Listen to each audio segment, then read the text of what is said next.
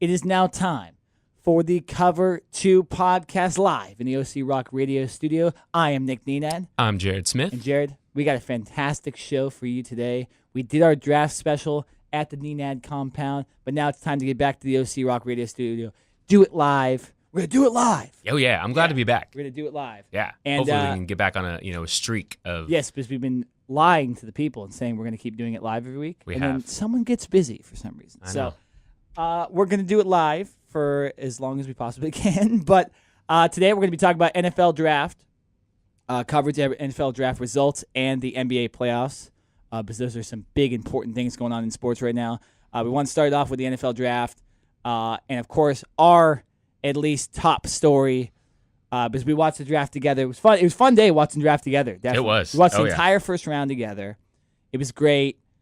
Had a couple drinks with us, so we were able to laugh at some of the horrible draft picks by some of these teams. We did a lot of laughing. At least I did a lot of laughing. A Yeah. lot of complaining. Not about our teams. We thought our teams drafted well. Yeah, no, I'm okay with my Cowboys picks and the Cardinals. and your Cardinals picks, but some teams like the Bears. Yeah, the Bears. Yeah, they we might be talking about them a little bit on We the will. show And today. actually, we're going to talk about him right now.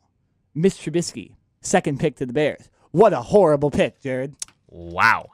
You know what? Here is the thing. I wasn't the biggest Trubisky fan coming into this draft. The quarterback kind of draft class as a whole was not what we're used to seeing. It was very subpar. I would give the class like a B- overall as a whole. The issue I have with the Bears is what they gave up to get Trubisky. Now, for those who don't know, the Bears were picking number 3 overall in this draft. The San Francisco 49ers were originally picking number 2.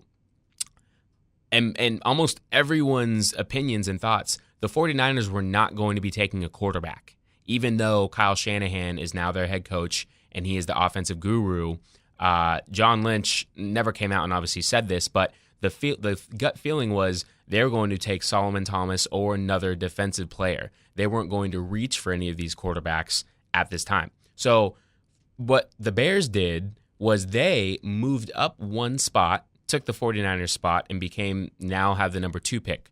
But what they gave up was, to me, just a little ridiculous. Nick, correct me if I'm wrong, but I believe they gave up their second and third round picks. Yes, I believe so, yes. And is it next year's third round? They gave up their first round pick, their third round, or their third overall pick, too. Yes, so they gave up their third overall pick, which then, like why I mentioned, they moved up one spot. San Francisco moved back one spot. But I feel that they gave up way too much for a quarterback who only started 13 games in college.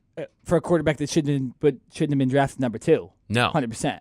Not at all. And when you have Mike Glennon, who you gave a $45 million contract. Mike freaking Glennon. Yes. To this offseason, a 3-year deal, $45 million contract.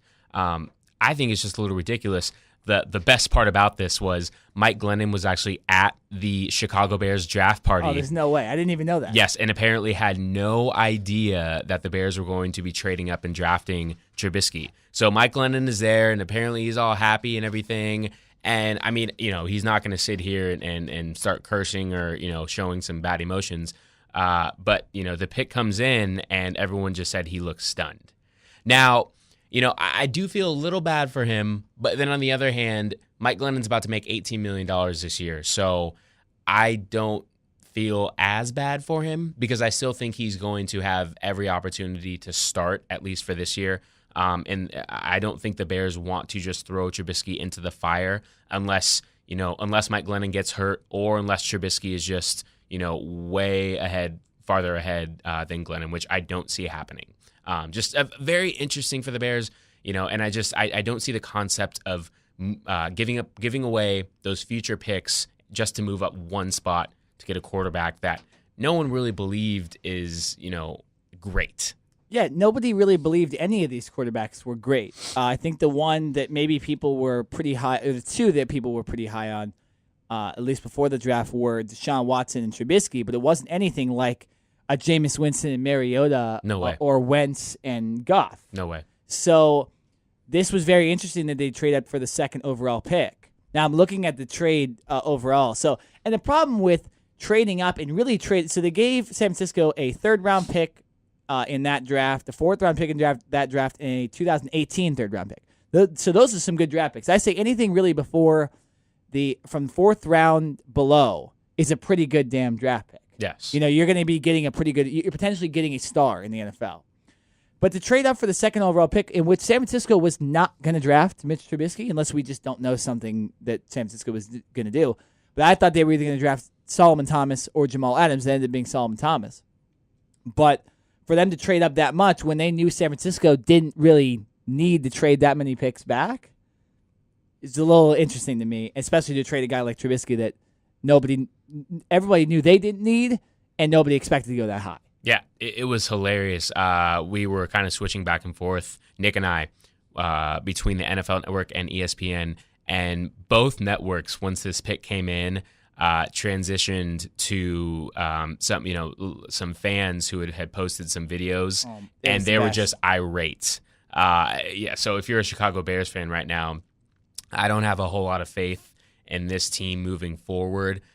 They were horrible to begin with, which is the reason why they had a top 5 pick in this draft. And I don't necessarily think they helped themselves as much, at least for the short-term future. Who knows? Maybe Trubisky is their long-term answer. And obviously in this league, you need a quarterback to succeed. So they gave up a lot for him, and they're going to be banking on him. There's going to be a lot on this kid's shoulders. Maybe not this first year, but his 2nd and 3rd seasons going in, he's going to have to play well, and he's going to have to prove that he was worth this pick, or else the Bears are going to be stuck in the slumps for a long time. Well, no, I totally agree. And the thing is, you can say this, you can expect this guy to be good, but he didn't come in with that much hype. He was only really hyped because he was the only good quarterback in the draft, him and Watson. And we saw what happened with Goff last year, because I think a little bit of it happened with Goff last year, where Goff and Wentz, although they ended up being, I would say, more favored going into the draft than Trubisky and Watson were, Wentz looks like a pretty good quarterback. Goff obviously can't even take a snap under center, so there's something wrong with that. But, that's the problem with it. After you see that, why would you draft a guy, in my opinion, like Jared Goff, that high in the draft again? This doesn't make any sense. It's almost hilarious to me to see franchises make that bad of a decision. Because if I would have been in the war room, that's not the decision I would have made, and I think most people agree with me. Oh, yeah. So it just doesn't make any sense that the Bears, who've sucked for a long time, haven't really been able to manage their quarterbacks at all with Cutler and not knowing what to do with him, that they'd make another risky pick at quarterback. I don't know. I mean, Glennon's okay because he's actually played in the NFL before, so and I'm surprised I'm even saying this because I've talked a lot of bad things about Glennon, but at least he's shown that he could actually play in an NFL game and succeed a little bit.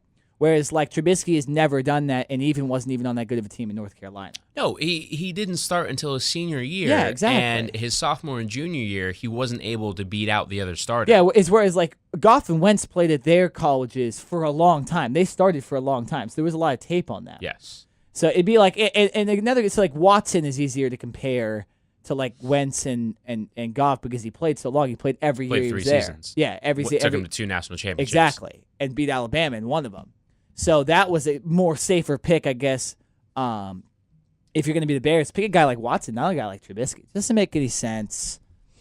But let's transition into another bad quarterback pick, gosh. in both of our opinions. Oh, gosh. Now, I literally jumped up, celebrated, and danced a little bit when the Chiefs picked Patrick Mahomes II. Please explain. Because I did not want the Cardinals to draft Patrick Mahomes II.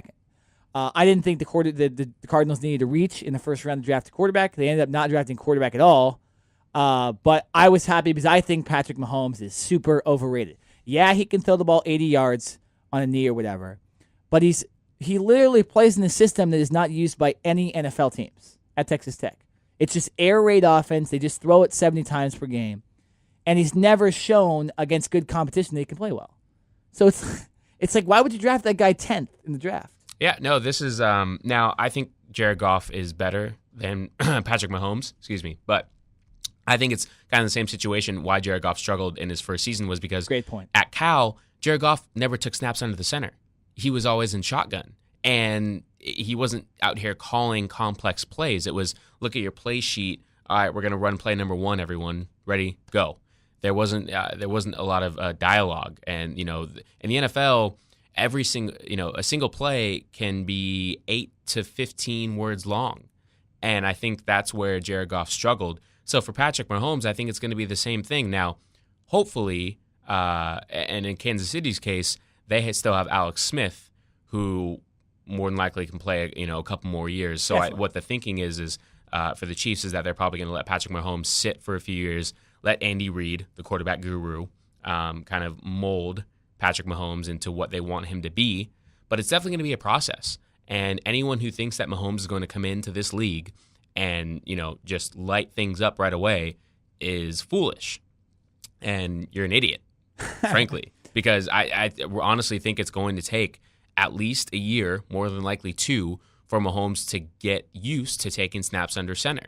Now, you can help him out by having different formations and putting him in shotgun sometimes, but there's going to be times where you have to put him under center. All right, when you're within the 5-10 yard line, you're not just going to sit in shotgun all day. You're going to have to go under center and show the defense that you can run the ball. So it's just another one of those things to where this is a development project, and I don't like taking these development projects so early in the draft, especially in the top 10. Well, here's the other thing, too. So they trade up because they were like the 25th pick or whatever. They moved up. Oh, my goodness. A lot. And so we're talking about bad trades. And I think it's the only reason is because it was the second pick with the Bears. This is the 10th pick, so it's a little different. But the Chiefs traded Buffalo. And I thought Buffalo made a fantastic decision trading down. Oh, yeah. Because they didn't really need the 10th pick. They could have drafted anywhere in the draft, and they ended up working for them. But the Kansas City Chiefs traded their first and third round picks in 2017, so the last draft. Both were in the top 100 in draft picks, and then traded their first round selection in 2018. Ooh. So Patrick Mahomes doesn't work out. They're the Rams. Yeah. That's essentially what they are. Now, I don't think that they need Patrick Mahomes next year, so the pick won't look as bad as the Rams pick did because the Rams literally started Goff, and Jeff Fisher doesn't know how to coach, so he didn't know what he was doing, and it didn't work out. We've talked about that enough. We don't need to talk crap on the Rams until next year. But so now they're trading away their pick next year. So if they're not good, or if Alex Smith isn't good, and Patrick Mahomes has to go in and play, they're not going to play good, and then they're going to lose a bunch of games, and then they're not going to have draft pick. So again, bad decision by an NFL organization that makes me laugh. Yeah, no, I think both of these teams that we just talked about, I think they were reaching. And listen, like I mentioned before, you have to have a quarterback in this league to succeed. I totally understand that, but I don't understand. You have all these scouts and you have all these general managers and all these people for these organizations who, on a day in and day out basis for 365 days a year, they're scouting these players. You can't tell me that this quarterback draft class was worth what these teams gave up. Now, it was not. In my opinion, I don't think either of these teams. Well, the Chiefs actually potentially, could be very good. But for the Bears, I don't see them being anywhere close to good at all this year. So why wouldn't you stay at the pick that you have, take a Solomon Thomas, or take a Jamal Adams, or take another defender? Because you need so much help. Take anyone and rebuild. And then next year's quarterback draft class, which seems to look a lot better, you've got Sam Darnold from USC, Josh Rosen from UCLA. You've got the former Heisman winner, Jackson from Louisville. The crop of quarterbacks coming out. I forgot about Lamar Jackson. Yeah, coming out next year seems right now to be so much better that I feel like they're just reaching just to take a quarterback, just to say that they took one. And no, I hate reaching too. Yeah. I think that may be coming from a Cardinals fan where we don't ever reach.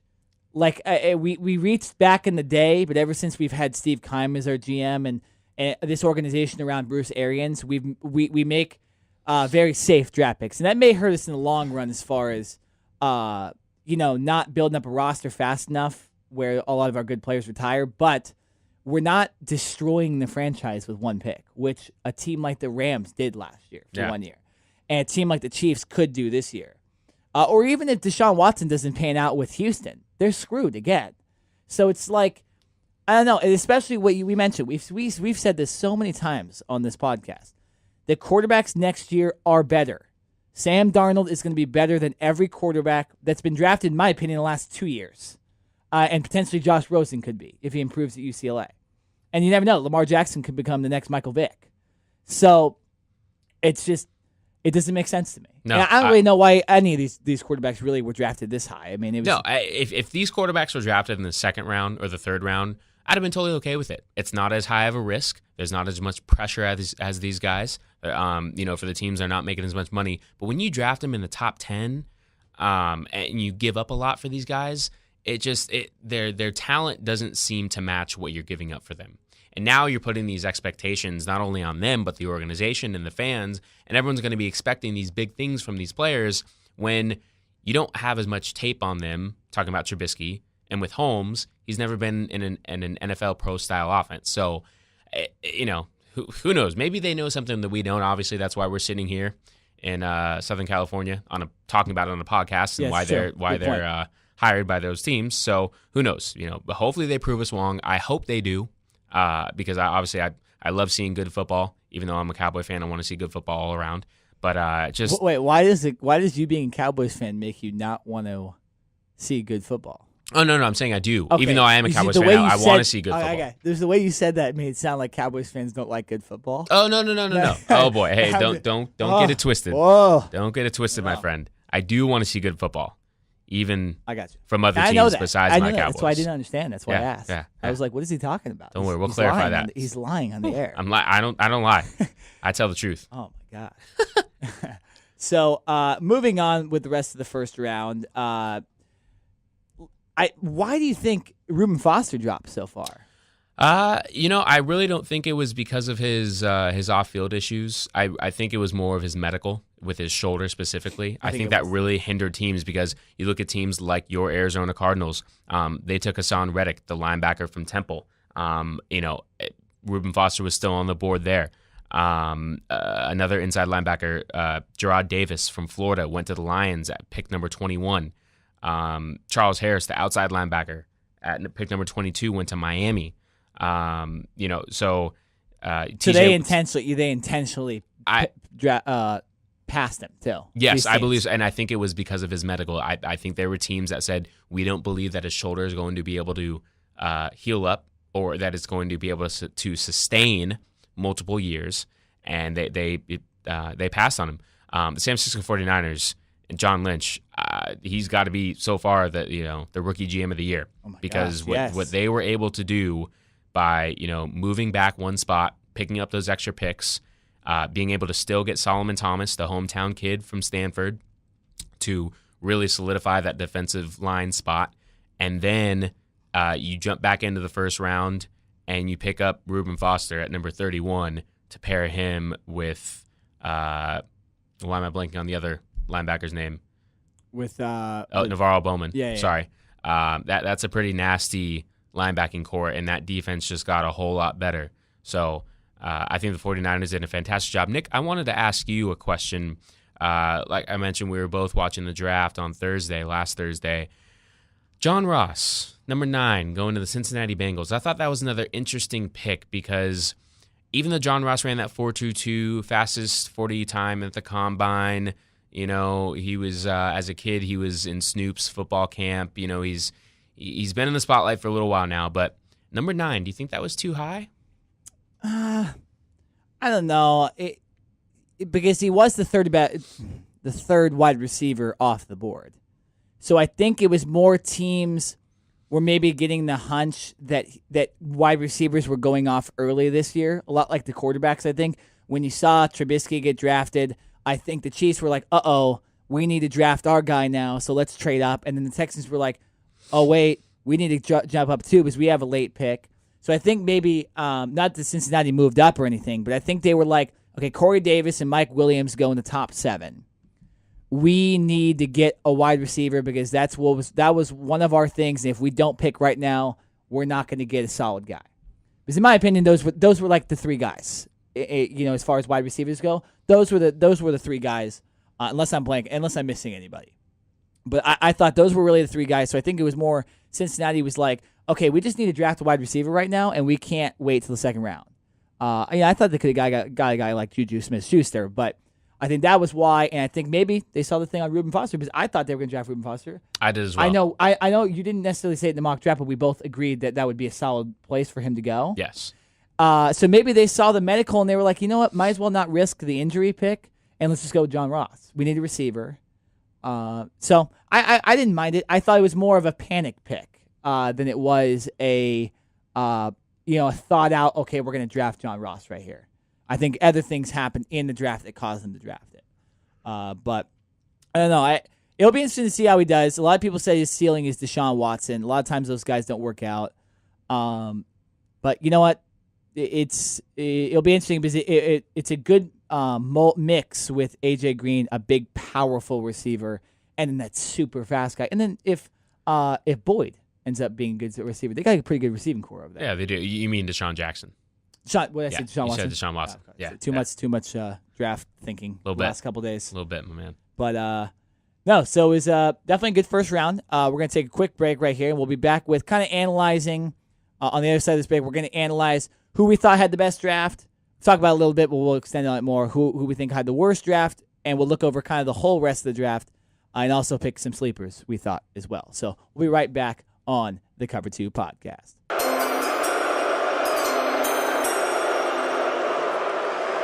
With the second pick in the 2017 NFL Draft, the Chicago Bears select Mitchell Trubisky, quarterback, North Carolina. Oh my God, no! No!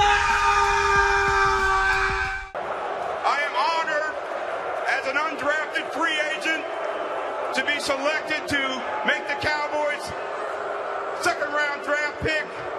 And on behalf of the five-time world champion Dallas Cowboys, Hall of Fame owner Jerry Jones, Gene Jones and the Jones family, Coach Jason Garrett, all the Cowboy players that played before me, that played with me, and played after me, with the second pick and the 60th pick in the second round, the Dallas Cowboys select defensive back from Colorado, Chidobe Awuzie. The emotions build up inside of you right now for your grandmother.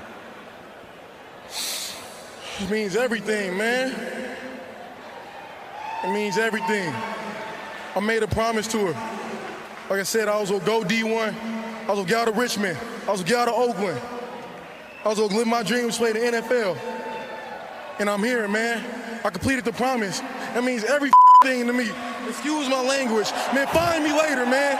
Find me later, man. This means everything to me. We're back here on OC Rock Radio. I'm Nick Nenad. I'm Jared Smith. And we're going to continue our NFL draft talk here on this beautiful Wednesday morning here in Mission Viejo, California. Bright and sunny. Bright and sunny. It was a little cold this morning, too. It was a little foggy. A little bit. Last night it was a little foggy and smelled like fire outside my window. Huh. So I didn't know warm what was up, going though. on. It's going to be in the 80s. It's Yeah. going to be a little warm today. Yeah, no, it's been hot around here. Can't So- complain, though. Well, yeah, no. What was funny is we were supposed to kind of have a pool party at Jared's for the NFL draft, and it ended up getting cold at right when the draft started. Yeah. Like it just killed the whole let's go swimming vibe. It was amazing how it worked out because it was hot the whole day. I actually did a live remote here on OC Rock Radio, and it was hot and I got sunburned and all that. And then I go over to Jared's and it's cold. And he lives like 5 minutes away from the studio, Yeah. so it's. I don't know Just what happened. doesn't make any sense. It's Global warming, man. The draft gods wanted us inside. Exactly. They wanted us to watch the draft Apparently. and drink more. Yeah. So, whatever. If that's what it has to take, that's what it has to take. That's what we have to do. Okay, but so since we watched the draft fully, we weren't able to do anything else. We want to give you our best and worst, who we thought did the best, and kind of some moments from the draft that we thought was good.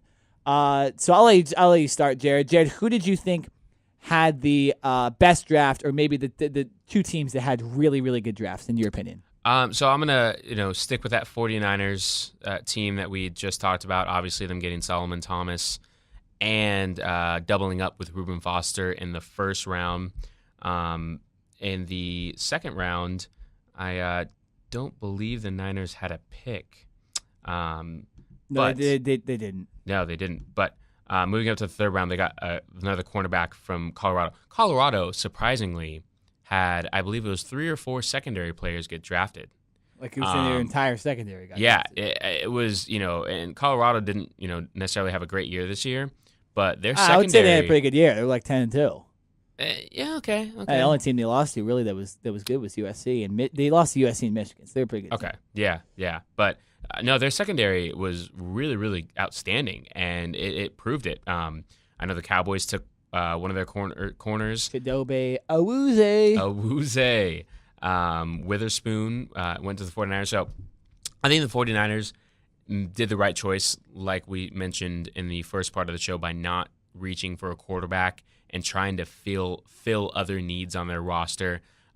John Lynch and Shanahan signed 6-year deals, and they're in the first year of their deals. So they don't need to make any bold moves or anything that's going to hinder their progress moving forward. And they're in such a rebuild mode. It's just pick the best player possible for them. Yeah, and I think they did. Honestly, their defense is going to look totally different from next year. Their offense will obviously still be a work in progress, but when you can put Solomon Thomas in the front, Reuben Foster in the middle, and then you help that secondary out with another corner, I think this team did very, very well. My other team, who it was tough to pick a second team, but I'm actually going to go with those Carolina Panthers. Sitting at number 8, it was almost a consensus that they were going to take a running back. Leonard Fournette goes off the board at number 4 to the Jaguars. So when the Panthers come up with number 8, they get Christian McCaffrey, the just all-around, do-everything running back from Stanford, who I think is really, really going to help Cam Newton take some pressure off him. The thing with the Panthers, I kind of follow the Panthers a little bit. I had Cam Newton as my fantasy quarterback the last couple of years. The Panthers have a lot of more just big play receivers and big Kelvin Benjamin, Devin Funchess. They're both big, 6'2", 6'3" receivers. They're not really guys that are going to run a whole lot of routes. Cam throws a lot of deep balls to these guys. So I don't think Cam had a lot of checkdowns. Christian McCaffrey is definitely one of those guys that's going to be able to do that. You can line him up in the backfield. You can line him up at receiver. You can run jet sweeps. He can do punt and kick returns. He can do a little bit of everything. And then to come back in the second round, the Panthers take Curtis Samuel, a receiver/running back from Ohio State who ran like a 4.33 at the combine. So 2 back-to-back just speed threats who I think you can have on the field at the same time, one in the backfield, one in the slot, along with Devin Funchess and Kelvin Benjamin on the outside. And I think you pair that with Cam Newton's strong arm, and I think this offense just got a whole lot better. So I'm going to say that Carolina was my next best team who was able to capitalize the most on this draft. And, going from a Super Bowl team in 2015 to, not even making the playoffs this past season, I think they really helped themselves, and I think they're going to get back into that playoff talk this season. Yeah, no, I agree with that. It was very hard for me to pick 2. I actually want to mention 3 teams only because I just don't want to leave one of these teams out. My first team is the Cleveland Browns. Now, it's because they drafted smart. They know they suck. They know they're not going to make the playoffs last year, so they just picked the best player possible. And they go with Myles Garrett, the consensus best player in the draft. 2 or 3 years he's going to be in the Pro Bowl. Then they draft Jabril Peppers. You don't know. We still don't know what was in his drug test and all that stuff, but they're willing to take the risk on the guy that potentially could be a top player. The way how athletic he is, he could be a top player in the NFL. So it's potentially 2 Pro Bowls. Then they draft David Njoku, great tight end out of Miami, super underrated. They get him in the first round, and they're starting to just pick really good players. And then they draft Kaiser with their 4th pick in the second round. Just a quarterback to put on the roster and see if he works out. But they didn't reach. They played it smart and picked at and they traded back and they got a lot of draft picks for next year too, trading back to the 25th pick in the draft as well. So they were smart with their picks. Listen, I need to jump in here for a second. I don't want to knock this team that you're talking about right now, but when you have 3 picks in the first round, you better be able to get some stars. Well, that's what I'm saying. No, I'm saying they were smart. I think they did a great job of being able to move back and acquire more picks. I understand that, but any team that gets 3 first-round picks in one draft, you're going to come away with good players. It's the Browns. You know they're going to find some way to screw it up. these guys just. Wow. I mean, I'm sorry. Just harsh. I am a little harsh. I on thought we were only going to be harsh on the Bears today. No, because every year the Browns get at least two first-round picks, and we've seen how that was worked out. They still suck. So, I think there's somewhat of a turning point with Hugh Jackson. I want there to be a turning point, but I don't know. It's one of those things to where we see it every year. They get multiple picks. They're always at the top, and they're still crappy. So, I don't know. I think things are changing in Cleveland. Okay, all right. A little optimism. A little optimism. They have a new front office. They got Paul DePodesta, who is the guy that was Moneyball. That's the Moneyball guy from the Oakland A's. So you got a smart guy in the front office, along with all the other Harvard guys. I think the city of Cleveland has just generally got better at sports, and that might rub off on the Browns as well, and rub off on some of the players that they're actually playing in a city where the second or best NBA team plays and the second or best MLB team plays with the Indians. So I think that might rub off on it a little bit. I think it's changing. I think this organization, with the smarts they have in their front office, is picking more of a smart picks instead of just picking kind of so even though they picked the best guy on the board, they were also smart picks with the best guy on the board. So I thought it was good. I thought it was good. The next team I want to mention is the Cardinals, because they picked a lot of guys that are not known. They weren't known in college. Even Hassan Reddick, who they picked in the first round, was from Temple. Nobody watches Temple on TV, so nobody really knows who are. You're just getting off. You just know him because of mock drafts. But Hassan Reddick and Budda Baker in the first 36 picks of the draft, I thought was fantastic. In my opinion, that's 2 first-round picks. So I thought that was great. And then they continued by picking safe. They picked Chad Williams, a wide receiver, underrated from Grambling State. The couple games where he played FBS teams, because that's an FCS school, he dominated, played really well. He also had a very, very fast 40 time, I believe, in the 4.3s. So underrated, fits the Cardinal system. And the 2 linemen they drafted in the 4th and 5th rounds, both super underrated. Dorian Johnson from Pittsburgh, who only fell because of what was it? It was a blood issue or something like that. Some issue he's had his entire life. He says he's played with his entire life, doesn't think it will affect him in the NFL because it didn't affect him in college or high school. So potentially a 2nd or 3rd round pick right there in the 4th round. And then Will Holden, one of the most underrated players in the draft, drafted in the 5th round by the Cardinals from Vanderbilt, a tackle that a lot have compared to Jared Veldheer, who is currently the right tackle and longtime left tackle for the Cardinals. So I thought they had a smart draft pick. So those were the 2 teams. I did want to mention the Titans, though, because I thought the Titans had a good draft, too. Let me just get down to their team real quick. They go receiver and corner. Exactly. They draft Corey Davis, which I thought was very smart. Corey Davis, in my opinion, was the best wide receiver in the draft. Then Adoree Jackson. I don't think that was much of a reach. I think Adoree Jackson's going to be a fantastic player. No, I had him going in the 1st round. Yeah.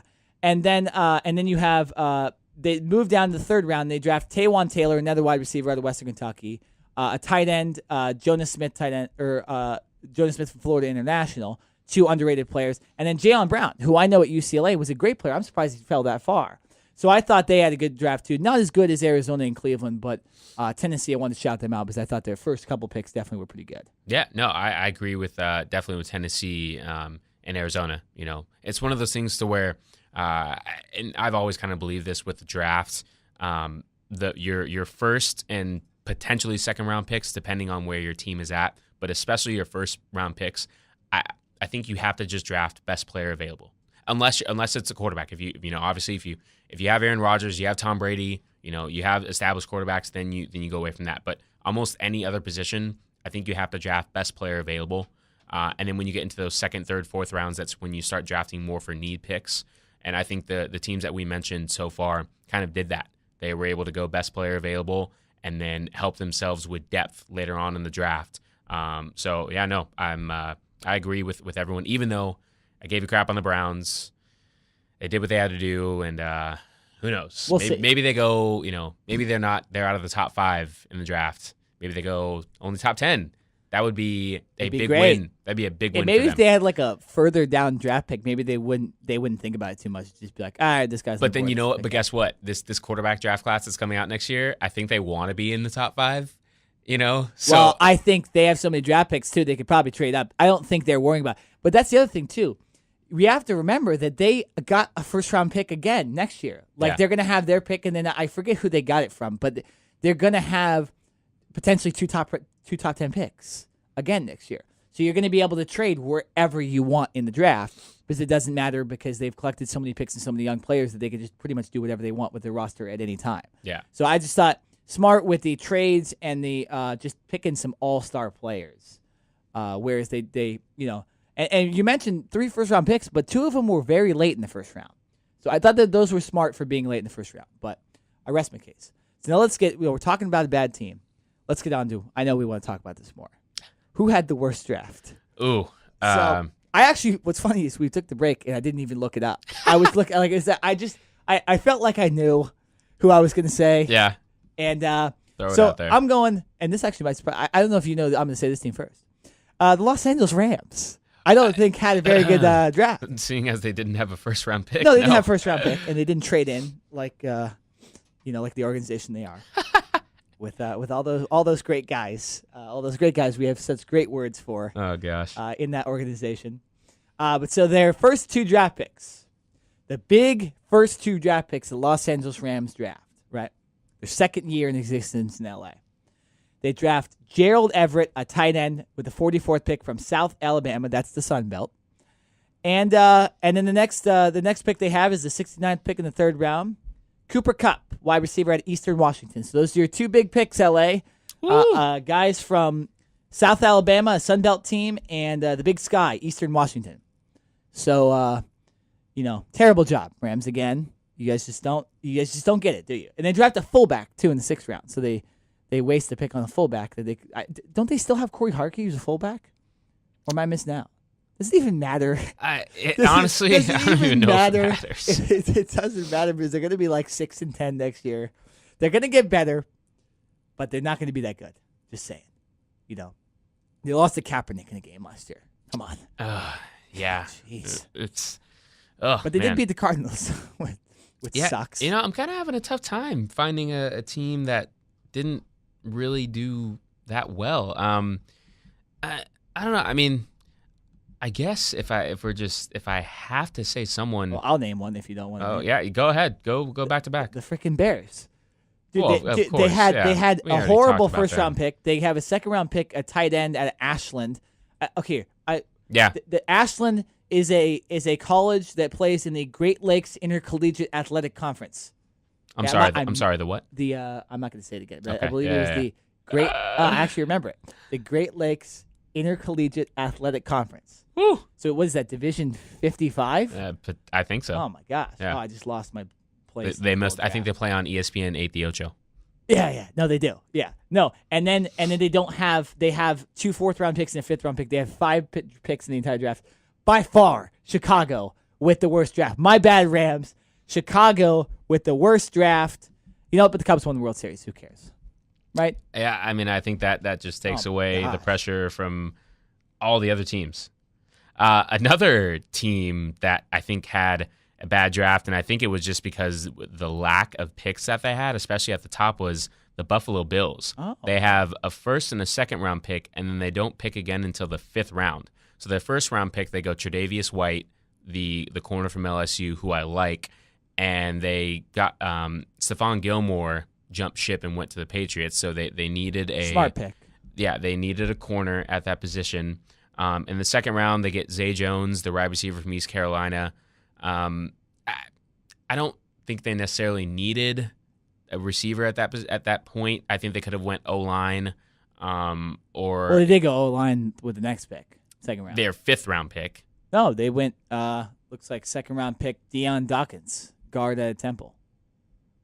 2nd round pick. Oh, you know what? Yeah. Okay, I missed that then. Yeah. I missed that because I thought they only had That's what I was one pick wondering. in I the was like, second round. it's not really that bad of a. But I actually like the Nathan Peterman pick too. Not that they know what they're doing with quarterbacks ever, No. but you're right though. You lose that many draft picks, you don't pick till the 5th round. That's not a good draft. No. I'm sorry. It's not as and bad it's- as like the Rams and the Bears where you're picking guys that just don't make sense. But it's if you're kind of just piling on the top, and it's not like they got Myles Garrett. No. They got Tre'Davious White with a 27 pick. Yeah. He's good, but we don't really know how good he's going to be. Yeah, and they, the Bills are in a little bit of limbo right now. They fired Doug Whaley, their GM. That's right. Right after the draft, too. So after the draft. He does that. They let him do it, and then they fire him. Just stupid. And he was the one that brought in Sean McDermott, the head coach, the now head coach, the former defensive coordinator in Carolina. So pretty interesting, Doug McDermott now, he's kind of walking on water because the guy that brought him in is no longer there. So the Bills are, I'm not so sure about them, especially not that they were really contenders in that division anyway, but I don't think they helped themselves as much with what they could have done in this draft. But so we'll move on. Those were there was actually a lot of teams that had really good drafts this year. I believe so. And I think it was because this draft was so loaded. Yeah, it was. Especially with defensive players. There's so much depth. And people might not think that because there was not a lot of quarterbacks. But I think the lack of quarterbacks produced a lot of talent. This was a easier draft to mock draft because of how much talent even went into the second round. Like when I was watching the second round, I was like, oh, these are some legit guys. Right? So it was good. So now we're going to talk about some of our some of our favorite moments. We'll talk about Joe Mixon getting drafted by Cincinnati because we didn't talk about this necessarily on our draft prep show last week. No, but I expected Mixon to go to the second round or third round in New England. He did get drafted in the second round by Cincinnati. One of the worst places, in my opinion, he could have gone because that organization obviously doesn't know how to handle bad behavior. Look at Vontaze Burfict. Look at Pac-Man Jones.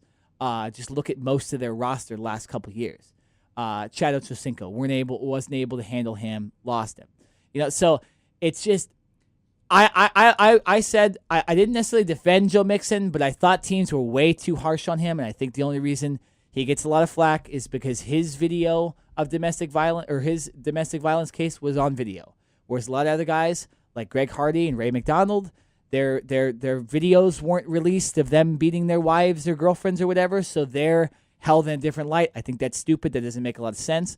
But so I thought Mixon teams were a little too harsh on him, but I don't necessarily like the fact that he went to Cincinnati. I just call it predictable. Very, very predictable. I agree with you that I think Mixon, listen, pure talent-wise, taking anything that he did away off the field, just talking about football, Joe Mixon's a first-round draft very pick, good player, yeah. Right? Unfortunately, he made a huge mistake, and he's had to pay for it now. Luckily, he was still able to get drafted because I know there are plenty of teams that completely took Joe Mixon off of their board and weren't going to draft him whether he fell to them, in the second round or the sixth round. They just weren't going to draft him at all. So he's lucky that a team like the Bengals is around that is willing to take definitely. chances. It starts at the top with the owner, Mike Brown, who, like Nick just mentioned, is okay with taking these players that come with baggage because they feel that within their organization they have the coaching staff and they have the people there in place that can help these athletes and help these people get over whatever they're going through and help them, not only be better football players but better people off the field. So, for Joe Mixon, I think it's very lucky. I think it's very predictable. I'm not sure how it's really going to turn out. For a while, Adam Jones, formerly Pac-Man Jones, it looked like he was doing well. It looked like he'd found a home in Cincinnati. He was kind of over all of his nonsense and everything. And then, if I'm not mistaken, wasn't it just this past year he got in trouble for another incident? I'm not. Yeah, he got in trouble again. Predictable from Pac-Man Jones. Yeah, he got in trouble again and was dealing with another suspension. Vontaze Burfict is always either getting fined or suspended for illegal hits. He just doesn't seem to understand it. Yep, dirty player. Yeah, so I think for the Bengals, they're going to spin it this way. We were looking to draft a running back.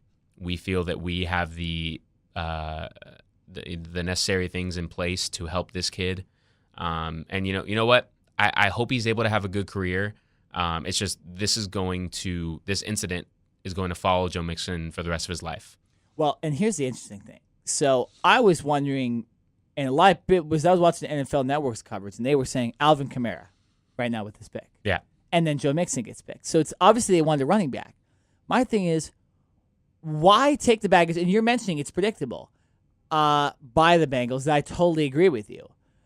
I just think, why not change the culture since these guys literally screw you out of the playoffs a lot? Like Vontaze Burfict literally got them eliminated 2 years ago for his antics. Same with Pac-Man Jones.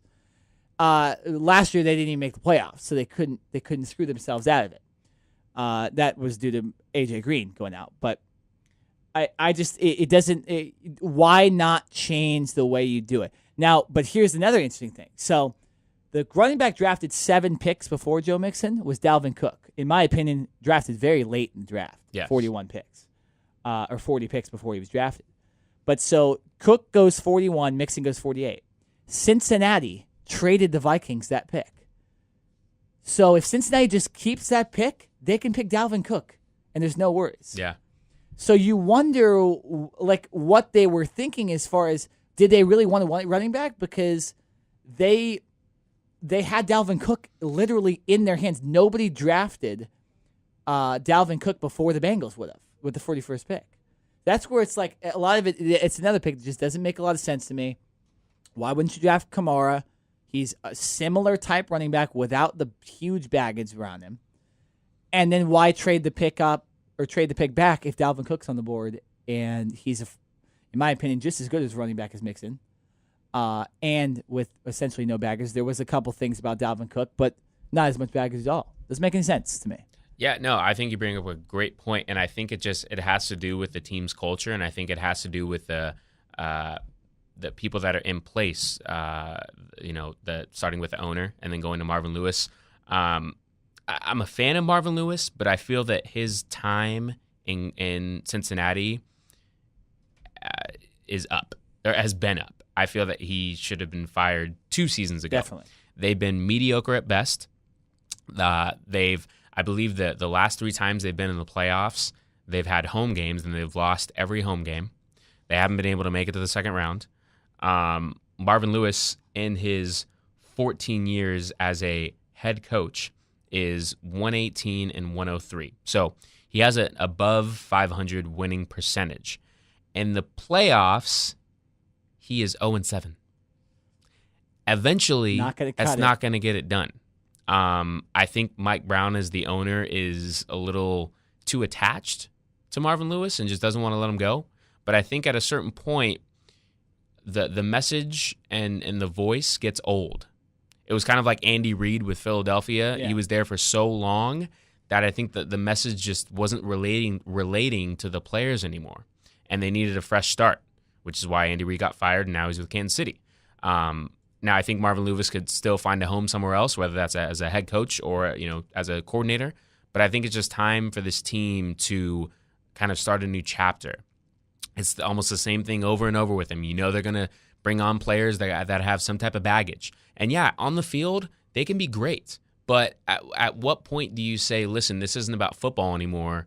What you did in your past doesn't, amount or doesn't take away from, we're just not going to say, okay, don't worry about it. We're going to draft you and we'll deal with it.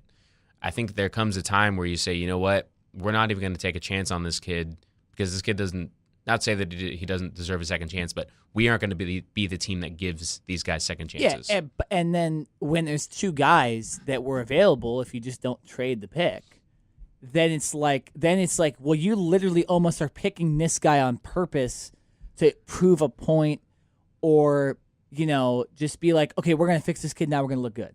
Yeah. So it didn't make a lot. But so running a little short on time, we've gone this segment pretty long. Your favorite moment for the draft, or maybe an interesting fact about the draft.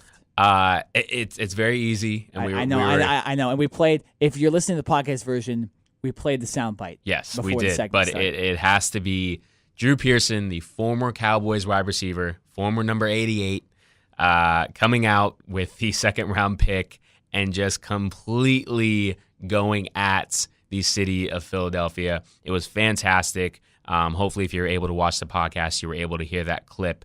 If not, Drew Pearson was in the back with Commissioner Roger Goodell. And before they walked out on stage, Drew Pearson said, hey, Mr. Goodell, I kind of want to come out and rile the crowd up, and obviously they're not going to like me because I used to play in Dallas, so they're going to be booing me.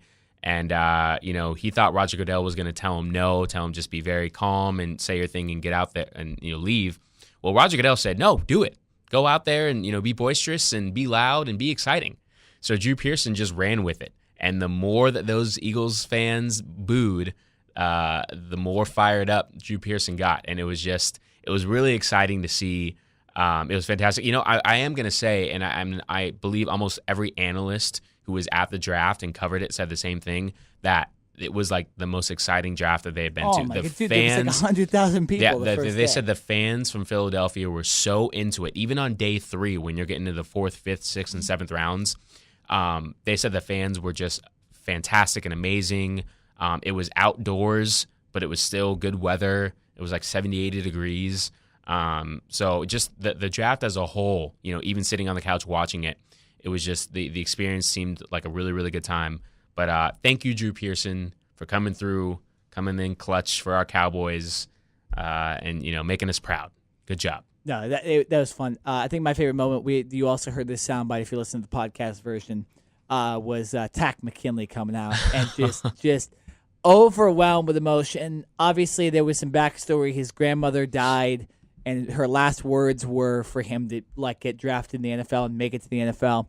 So he brings out a picture of her, like a title, like he's holding a championship belt.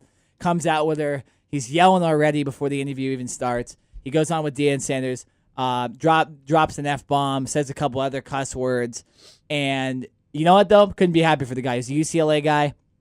Literally came out of nowhere at UCLA. Like, one year he was a non-factor on the roster, and the next year he's an NFL prospect. So I always like when that happens. So good for Tack, but it was a very funny moment at the draft. Got overwhelmed, but good for him. Another good moment, James Conner getting drafted by the Steelers. I know we talked about this during the break. Yes. Steelers had a good draft. One shout out to Steelers. Steelers also had a good draft. I don't want to go into it because we're losing time, but good for James Conner getting drafted. Definitely deserves an NFL paycheck after everything he went through in college. And then interesting fact about the draft, there was a guy named Mike Tyson drafted in this draft. There was a guy named Mike Tyson. So interesting fact. I want to thank Adam Schefter for that one because I saw his tweet.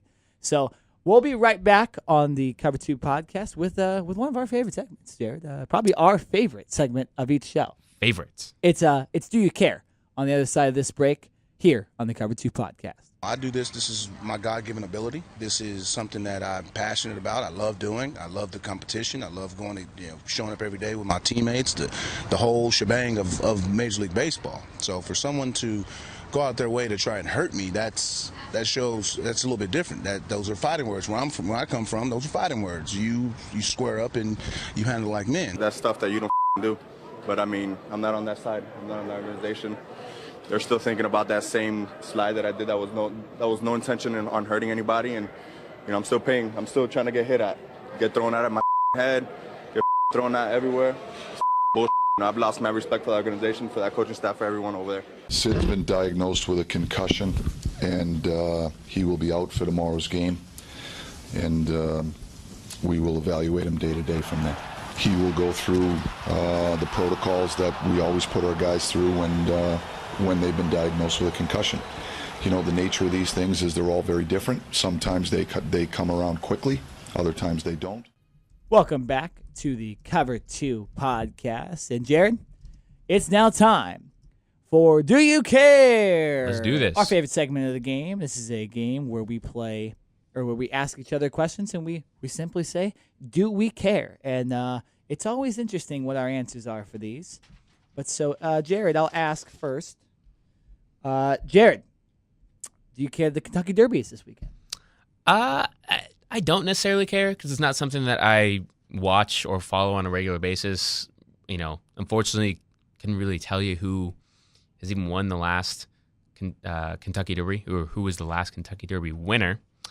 So I mean, I think it's really interesting. It's something that's so short-lived, and it goes so fast that it's exciting for 2 seconds, and there's such a lead up to it, and there's hours of coverage before, and then it's like a minute, 2 minute race, and it's over. So It's also you know. the first race of the Triple Crown, so it's like there's nothing True. behind it. Exactly, yeah. There's nothing that's, I guess it's saying here, Classic Empire is, I guess, the top choice to win.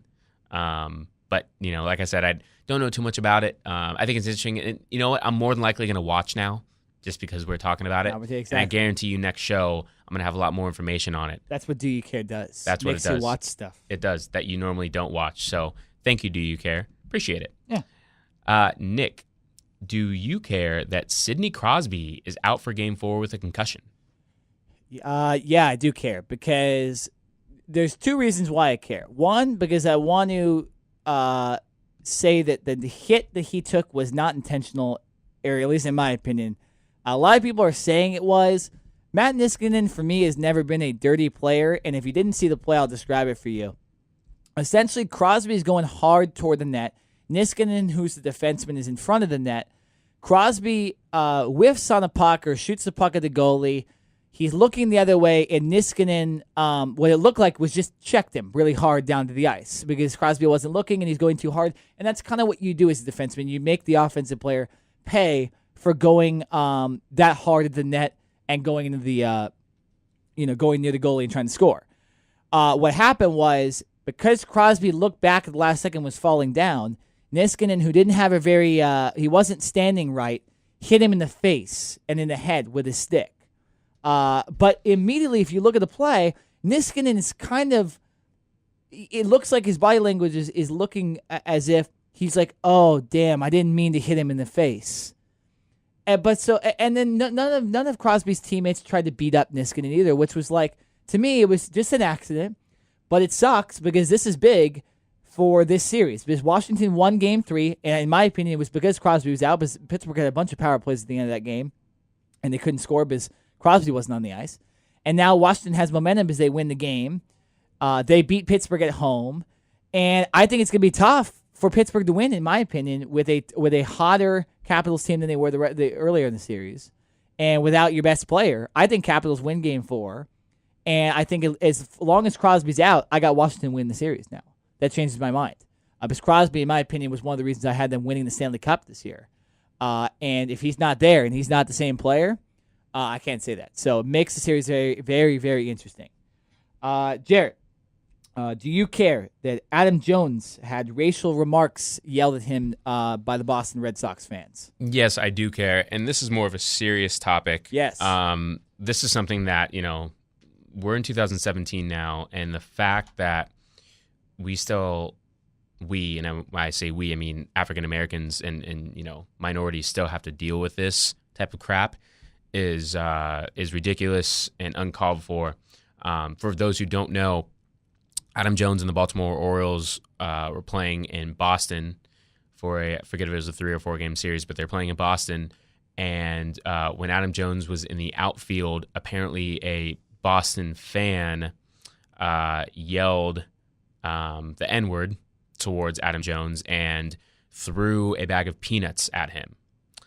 Now, for Adam Jones, he did not go to Buck Showalter, their manager, and he didn't really say anything.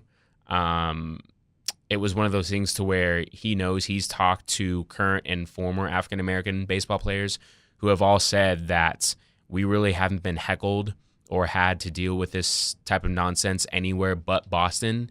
So I think he knew that going in, and maybe he didn't want the attention drawn on it. I'm not sure what it was. Well, obviously in today's world where everyone has cameras and the spotlight's on everyone, it was going to come out.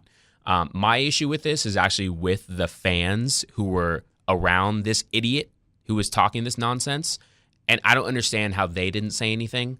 Now, whether they were drunk or whether, I don't care what the case is. If that was me, whether I'm African American, whether I'm white, it doesn't matter what ethnicity you are. If you're around that, surrounded by that, you have to be able to step up and say something. Absolutely. Whether you say something directly to that person, whether you go to the authorities or the security, I think that person needs to be banned because right now, what are you going to do? Are they going to go back to the cameras? Are they really going to be able to find that guy? No. I don't think so. What sort of should have happened was the people that were sitting around him should have stepped up, said something, been able to alert someone, and then Fenway Park could, find this guy, take a picture of him, and say, you're banned here, and you're not going to be able to come back into this stadium ever again. And then for even like the other ballparks, they're going to be able to have this guy's picture now. And if this guy ever tries to go to any other ballparks, I hope he would get denied as well. So obviously this is a major issue. But really, to me, this comes down to the fans, I think, not stepping up and saying something. Because like I said, if that was me who heard that, who heard someone else talking like that, regardless of my ethnicity, I would have an issue with that, and I would, step up and I would say something, because I don't think that's right at all. Yeah. Nick, do you care that Manny Machado went off on the entire Red Sox organization? Well, so this series was very newsworthy, obviously. So Manny Machado did not go off on the Red Sox for the issue we just discussed, the racial comments about Adam Jones. So to actually continue this story, Adam Jones plays the game last night, and before the game, Mookie Betts, a African-American center fielder for the Red Sox, said, hey, I want the fans to stand up for Adam Jones because I don't understand why you guys would do this. Let's stand up and show that was a couple fans. Now, to back up what Jared said, this was not an isolated incident according to many of the other African-American players in the MLB, 62 to be exact. They all say, or most of them said, that you expect racial comments in Boston, so it isn't just a couple fans. Guys, this is a Boston issue in a way. I don't want to talk down the Boston crowds, but if every black player is saying that you guys are racist towards them, no matter if you're the rival Red Sox or the rival Orioles, it's unacceptable. Can't happen. So Mookie Betts says, hey, let's stand up. Let's show Adam Jones our appreciation. Let's show that it's not us. Sure enough, Adam Jones, I believe, bats second in the lineup for the Baltimore Orioles. He comes at the plate. Fenway Park gives him a standing ovation. Great sight. Should end the controversy in the series. Right, this series actually started with a lot of controversy. There was a benches clearing incident, and they threw behind Manny Machado's head in the last series. So there was some bad blood going in. We all thought the bad blood was over. The next pitch after Adam Jones gets out, Chris Sale throws a 98-mile-an-hour fastball for no reason behind Manny Machado's back. So then Manny Machado, after the game, rants about the Red Sox, and good for him, because there was no reason to continue this feud if you're Boston. The game tonight, because I know there's a game tonight, there's always a game on Wednesdays in these 3-game series. I would expect a Red Sox player to get a ball in the back or the thigh. Hopefully not in the head. That's the whole reason this thing even started. But there's just no reason that Chris Sale need to do this. And I totally agree with Manny Machado. Shoot from the hip, man. Keep discussing it, because Red Sox player is going to get it, and they probably deserve it tonight, because there was no reason to keep going this feud. But a very interesting series in Baltimore for sure. Yeah, and Nick, I'm going to ask you one more question. Aaron Judge, Eric Thames, and Ryan Zimmerman leading the MLB in homers? What's going on with this? This is very interesting. I do care, by the way. Yes. But who would have thought that, right? Eric Thames. So I saw a very interesting tweet from Bill Shaken, a Dodgers writer. He said that if you look back on where these guys were last year, they all have 11 or 12 home runs. I can't remember the exact amount. They all lead league. Eric Thames was in Korea. Aaron Judge was in AAA. And Ryan Zimmerman had a .220 batting average and no home runs. Wow. So this is very interesting to me, because it's fun to see guys like this come up, and you like to see the Mike Trouts and the Giancarlo Stantons and the Bryce Harpers kick ass and all that stuff.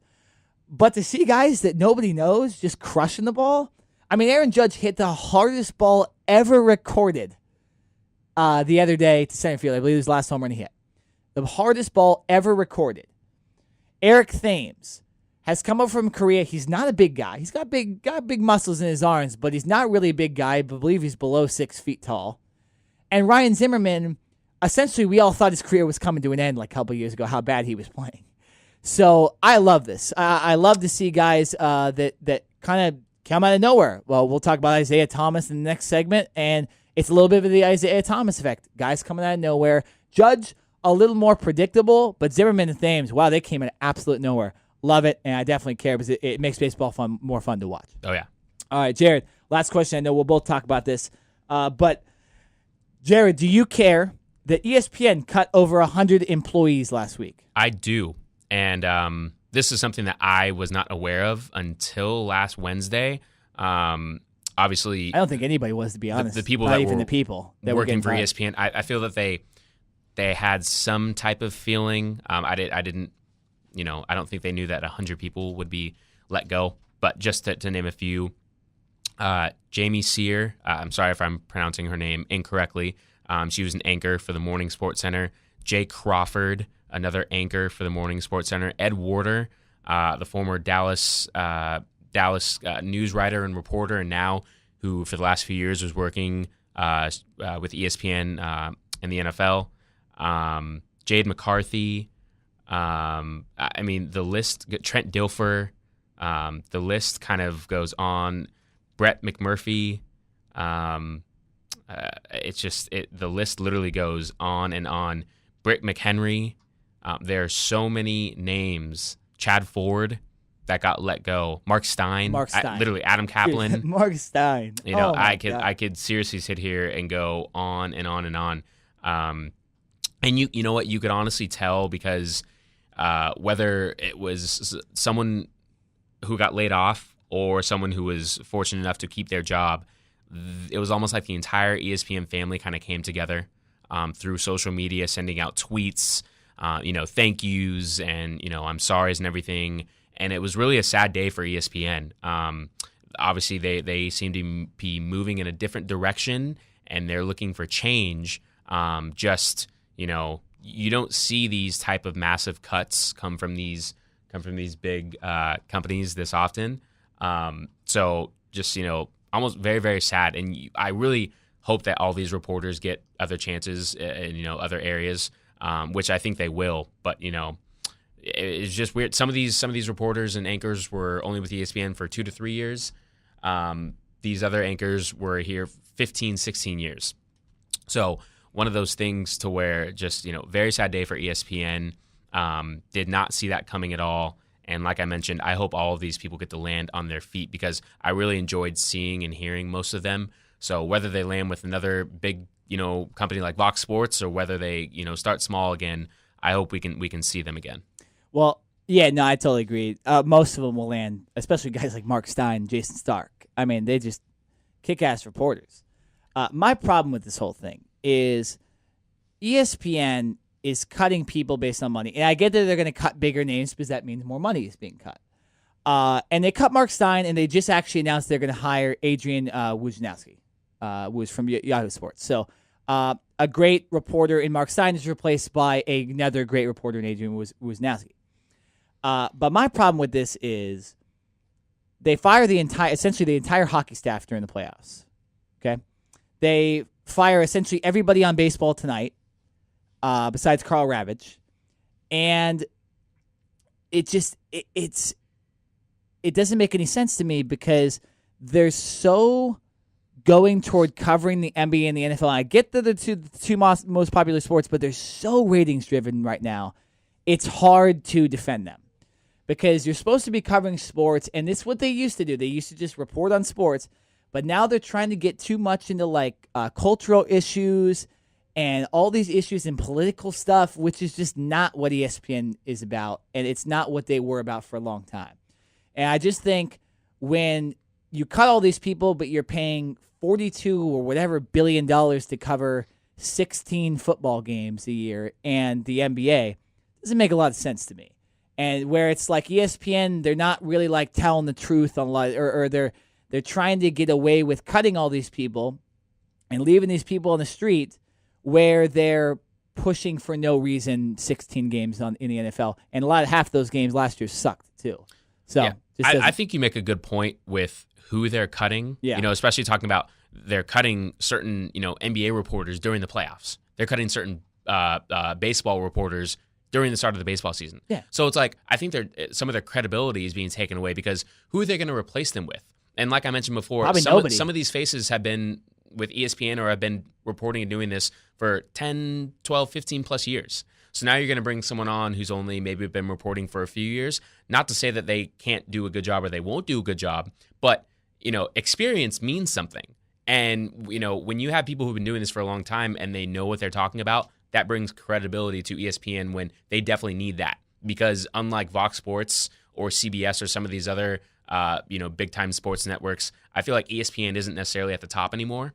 No, not after this. And so it's especially talking about like Skip Bayless leaving ESPN and going to Fox Sports, one, because he got paid a little bit more money, but also because he was able to speak freely more. And really, yes, ESPN is very much, you're gonna say what we want you to say, and that's it. And Colin Cowherd, that's another great example, was able to leave, and now he's able to speak on what he wants to talk about, and not just about what ESPN wants. So. No, I definitely agree with you, and I'm interested to see who comes on now, because if they bring on these people that don't have as much experience, I'm not going to want to watch ESPN as much anymore. And I'm not going to want to listen to these guys. No offense to them, but they could be great reporters, but they don't have the experience. Why should we listen to them instead of listen to these other guys who have 15 years of experience who we've been listening to for years? Well, and that's been another problem. I actually have a lot of problems with this, but. Is that they hire a lot of former players. I get that's going to happen because you there's a certain credibility that comes with them.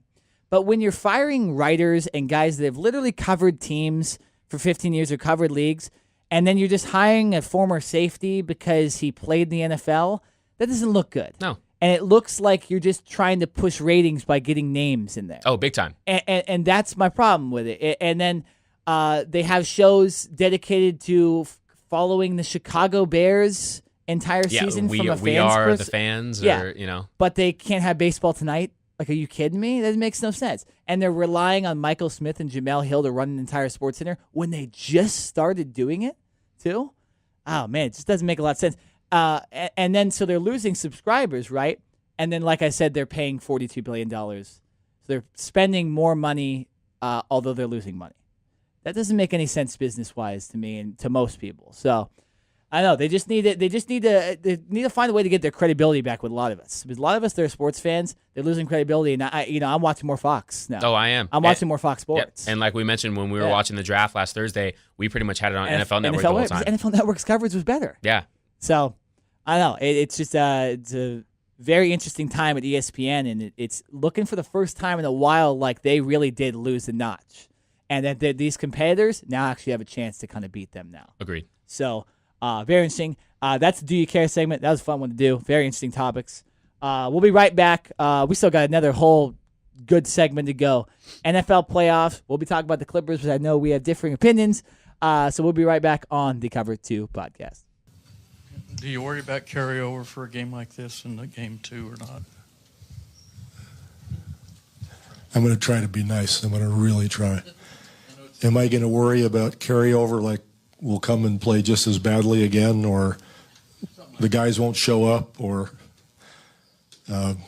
last time I checked as a coach, and there's not much that coaches don't worry about, but that won't be one of them, in all honesty. Hey, Doc, what's your outlook on this core group staying together moving forward? We'll figure that one out. I'm thinking about the loss today instead of the summer. I'm sure everyone will have their own suggestions. We've been reading about our obituary for about 3 months now, so I'm sure everyone will have that. Isaiah, where is this coming from, man? Where is this coming from? It's my sister. It's her birthday today. Happy birthday. She would have been 23 today, so everything I do is for her, and she's watching over me, so that's all her. Welcome back to the Cover 2 podcast. We are in our final segment of the day. Just finished up our Do Your Care segment. I'm Jared Smith. I'm Nick Nita. And it is now time to transition into a little NBA talk. We've got the second round of the playoffs going on right now. A lot of big matchups, but I mean, the thing that I think we need to start with is really just Isaiah Thomas and the Boston Celtics. Absolutely. An amazing game last night.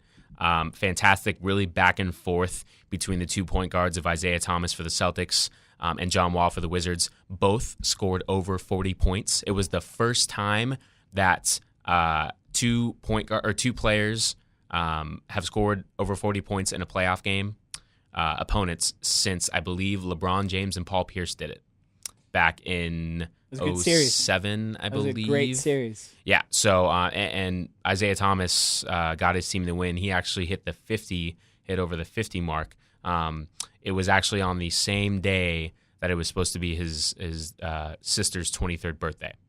So he was really playing for her. I'm just amazed that he's able to even find the strength to play, because I'm not sure that I would be able to.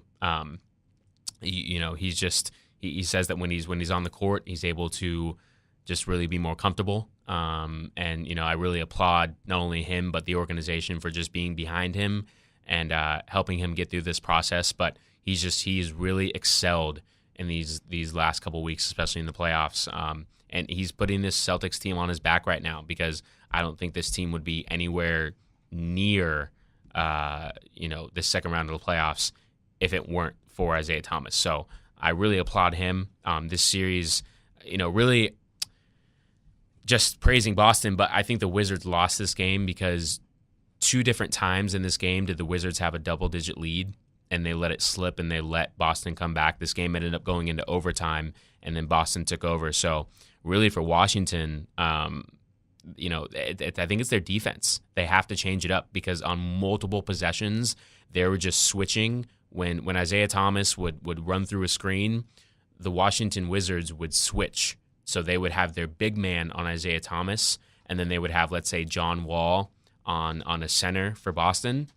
Well, when you're doing that, Isaiah Thomas is going to be able to blow by a center, a slow-footed center, any day of the week. And it was like Washington didn't make any defensive adjustments. They just played with it and hoped that Isaiah Thomas would miss shots. Well, guess what? He didn't, because he dropped over 50 points. So I think the Wizards need to come up with a different defensive strategy, seeing as in Game 1 they gave up 123 points, in Game 2 they gave up 129. So if wasn't OT, but still, if Washington wants to get back in this series, they're going to have to start on the defensive end. No, definitely. And I remember we kind of called out the Celtics. I believe, was it after they'd gone down 2-0 or 1-0? I can't remember. 2-0. Yeah, so when they went down 2-0 to Chicago, we called them out and said, whether it's Isaiah Thomas or it's your defense, the Celtics need to change something or they're going to get bounced. Well, it looks like they listened, because their defense has improved. Isaiah Thomas, I don't want to say has essentially forgot about what happened, but has kind of put it in the back of his mind and actually used it to help him, his sister dying. And it has made this team dangerous again. It has made this team what they were in the regular season, the number 1 seed. And although you can say that Cleveland's better, the Celtics 6 in a row, right? 6 wins in a row now. So it's going to be tough for Washington to win more than 2 games in this series, in my opinion. Because you're right, the defense isn't good enough, and the Celtics' offense is flourishing. Their defense is playing well, too. So this is a dangerous Boston team. And Washington's going to, you're right, they're going to have to play better defense, and Bradley Beal's going to have to get involved more, and Marcin Gortat's going to have to be involved more, and Markieff Morris is going to have to be involved more. Because as we saw with Russell Westbrook, you can't win a series with one guy. And right now, that one guy for Washington is John Wall. So I do agree with you. The defense for Washington needs to improve, but I just think the Celtics right now are on a different level. And I got the series going in 5 as of right now. Something could change because, like I said, I thought Chicago would actually beat Boston. So you give Washington 1 win at home? I just think they maybe grab 1 win at home probably the next game. But I just think Boston's too good. You put Boston at home again, no way they're losing. It's too much. Yeah. It's the only thing those Boston fans have to cheer for right now in the playoffs. Bruins. Yeah. Just Boston's really looking good right now, and this makes this Eastern Conference playoffs interesting. Let's move on now to Cleveland and Toronto.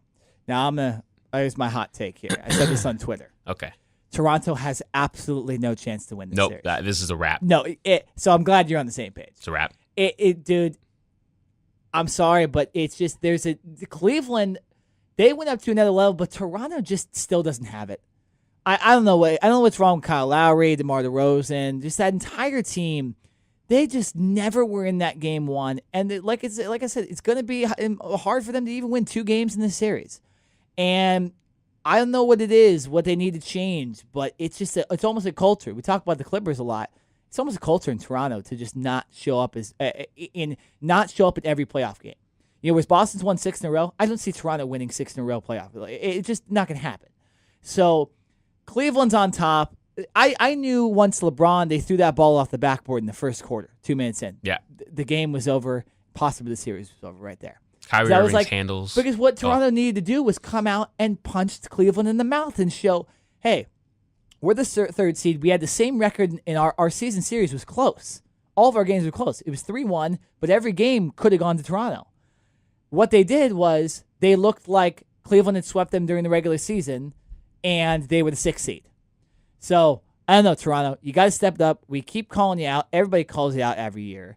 And there's just something wrong with that culture on that team, and I just don't think they have a chance. And I think it's going to be tough for them to even win 2 games. Yeah, the only way that Toronto's going to even get a win out of this series. LeBron loses. The only reason they win the series is if LeBron gets hurt. That's the only thing. Yeah, Drake needs to show up. They need. He could, but they need Drake. Well, I don't think I ever said this on the podcast, but the only reason Drake was there the last couple of years was to hype the All-Star game. And that's just shooting. Yeah, well, I mean, he's from, He's from Toronto, but I think it was a joint thing. I mean, was he even at a game this season? I think he was at a couple. Okay. But, usually the last couple of years when Toronto's made the playoffs, he's been there courtside. So I don't see him now. It's not like he's doing much. No, but I think he's going to have to show up. I don't know, maybe if he needs to suit up and get in there for a couple minutes. I'm not sure, but it seems like Toronto does better when Drake's in the stands. So, but no, being serious, Cleveland is on a different level. Obviously, to end the regular season, they weren't really firing on all cylinders. And, they're just saying, relax. We just wanted to get to the playoffs. Doesn't necessarily matter that we're not the number 1 seed. We're going to be fine. And they've shown that so far, especially in game 1. They just, from the first quarter, they were out running and gunning, and Toronto was not able to keep up. So, yeah, I maybe give Toronto 1 game at home. It's almost going to be like this Boston series, with the Celtics and the Wizards, to where I maybe give these 2 underdogs 1 game at home, but really I can see both of these series being over after game 5. Well, yeah, and the interesting thing would be, I believe, before next podcast, those series would be over, too, or potentially could be over. So I do want to talk about the Celtics and Cavs if they were to play each other, but I just want to say one more thing. You look at, and the other thing disappointing about the Raptors is I thought they had turned the corner with their 2 acquisitions during the season. Serge Ibaka, PJ Tucker. They're defensive guys. They're very good defenders. And for Cleveland to run all over them, and I know the score was close, but LeBron is literally is essentially drinking a beer. Oh, that was hilarious. During the game. That was hilarious. But, and that's the kind of, if you're Toronto, doesn't that piss you off? Yeah. Doesn't that make you want to just come out and beat them next game? Now, the game is tonight, Wednesday. We're doing the live podcast. If you're listening on Thursday, obviously the game's already happened, so something might happen. But we're just basing it off the first game. And a lot of times that has to do with the rest of the series. And right now, it just looks like there's something wrong with the culture because that defense should have been way better against Cleveland, and it wasn't. Yeah, there's not much that Toronto's going to be able to do. Yeah. Not that many adjustments that they're going to be able to make. When Kyrie Irving is playing like he is, dishing the ball, having his handle, and when LeBron has his jump shot going, it's a wrap. Because we all know that LeBron can get to the rim anytime he wants. But when he has his mid-range game going, and then that contributes to his three-point shot falling, Cleveland is almost unstoppable. I agree. Yeah. But so I want to talk about how good is this Cleveland-Boston series looking now? I think it's going to be fantastic. Yeah. We're obviously foreshadowing in the future if this happens. More than likely it's going to happen. I don't see either of these teams losing the series. But I just think it was more Boston showed they were legit. Because Cleveland was going to be good no matter what. Even though they had a tough series against Indiana, they didn't look that good. You knew Cleveland more than likely is going to be the Eastern Conference champ. But now Boston looks like they can actually compete. So this makes it very interesting. And it's good. It's good for the league. Because we don't want to see these teams just, 2 teams get into the finals every year. So I'm excited, for sure. Yeah, I would still give the edge to Cleveland. Absolutely. I think it would go at least 6 games, potentially could go 7. The thing is with Cleveland, would be in Boston if it was 7. That'd make it interesting. Yeah, I think Cleveland would be a little more equipped defensively to handle Isaiah Thomas and some of Boston's scores. Whether they had to put LeBron on him, which I'm not sure they could do because I think Isaiah Thomas is a little bit faster. But I think Kyrie Irving, I think their defense as a whole is better equipped to defend Boston. Well, yeah, and it's not like Boston shoots the lights out of the building either No. most games. They're not like Houston or Golden State or even Cleveland most games. They're more of a finesse team. They kind of they have to pass the ball around and develop plays, and they're very good at that. And they rely on their defense to kind of save their offense a little bit sometimes. But I think an interesting thing about this series that a lot of people don't think about is when was the last time LeBron played 2 road playoff games in a row to start a series, besides maybe the finals? Because I'm pretty sure the Heat and the Cavs have been the first seed every single year, besides this year. Since That's he went to interesting. Miami. That's a good point. So maybe does that change the momentum? As Boston could grab a game, and Boston just was this Boston. They could. If anything, I think that heightens LeBron's motivation. Absolutely. Yeah, and that's the thing. It's like LeBron, obviously the best player in the league, can just turn it on and you can't stop him. Yeah, so I think that's going to heighten the whole team is going to be even more focused. Not that they're not going to be, but yeah, I think it would only just heighten their. They're going to say, all right, we got it first 2 games on the road. We got to steal at least 1. We're going to try to go for 2 though, and I think they could get 2.